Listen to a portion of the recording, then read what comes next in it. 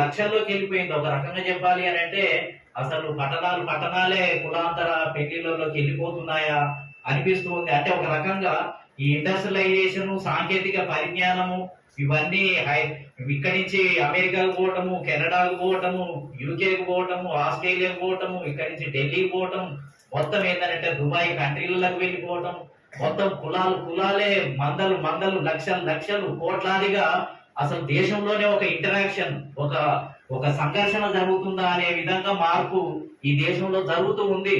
కాబట్టి ఇంకా ఈ దేశంలో ఖచ్చితంగా ఈ రోజు కాకపోయినా ఇంకా 50 సంవత్సరాల తర్వాత ఇంకా అసలు ప్రతి కులంలో ప్రతి దాంట్లో అసలు ఈ కులాంతర పెళ్లిళ్ళు జరిగి చాలా పెద్ద మొత్తంలో కనిపిస్తారు. చిందరవందర అవుతుంది, ఈ వ్యవస్థనే చిందరవందర అవుతుంది. ఆ తర్వాత ఏంటిది అని అంటే ఒక సమానత్వము, ఒక సరైనటువంటి మార్పుకు రావడానికి కారణం అవుతుంది.